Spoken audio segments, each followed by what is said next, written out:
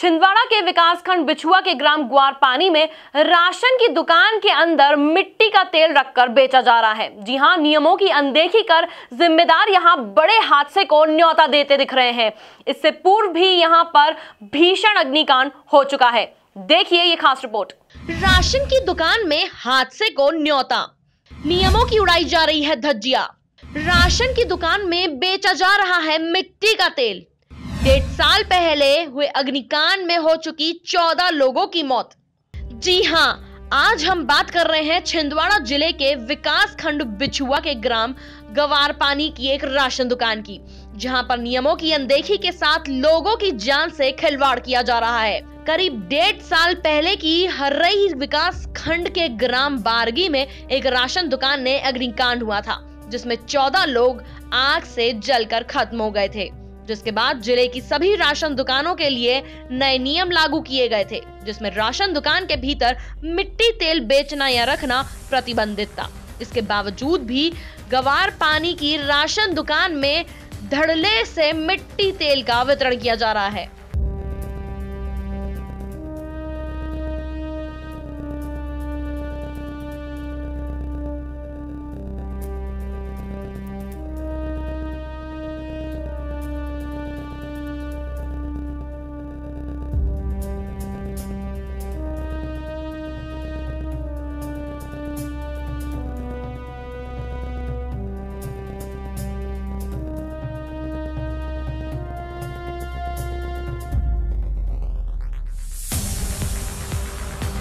जब इस मामले में राशन दुकान के सेल्समैन शैलेंद्र ठाकुर से संपर्क करने का प्रयास किया गया तो चौंकाने वाली हकीकत सामने आई है।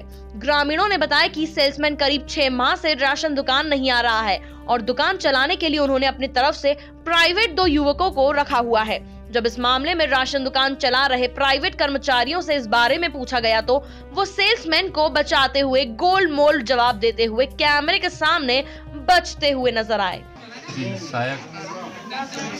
सहायक सेल्समैन है। सेल्समैन कहाँ है? जी थोड़ी स्वास्थ्य खराब है। अच्छा, आए थे चले गए। अच्छा, आप मिट्टी तेल कहाँ से दे रहे हैं? मिट्टी तेल कहाँ से दे रहे हैं? कहाँ से दे रहे हैं मिट्टी तेल? लीटर से। नहीं, आप अंदर सोसाइटी के अंदर से दे रहे हैं। अंदर से क्यों दे रहे हैं? बारगी हत्याकांड आपको याद नहीं है? 14 लोग मर गए थे अंदर से मिट्टी तेल बांटते समय। बाहर नहीं रख सकते उसको? क्यों? नहीं सर, यहाँ कुछ भी नहीं है, अंदर कुछ अचानक अगर ऐसा हो गया तो कौन जिम्मेदार कौन होगा? अच्छा, मटेरियल क्या भाव है जी? 29 रुपये कुछ पैसे हैं। 29 रुपये कुछ पैसे? अच्छा, ठीक है। आप सहायक सेल्समैन हैं जी। कितने हितग्राही हैं सोसाइटी में? कोई है सर? नहीं, हितग्राही कितने हैं? कितने लोग हैं जिनको राशन मिलता है यहाँ से? जी 700 लोग राशन के लिए। ये अपना शैलेंद्र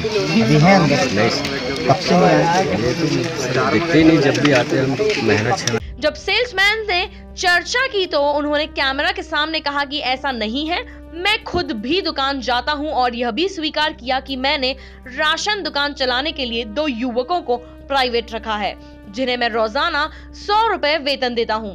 लेकिन सेल्समैन के पास मिट्टी का तेल राशन दुकान के अंदर क्यों वितरित किया जा रहा है, इसका कोई जवाब नहीं था। हाँ, प्राइवेट तो रखे हैं उनको। कारण क्या है कि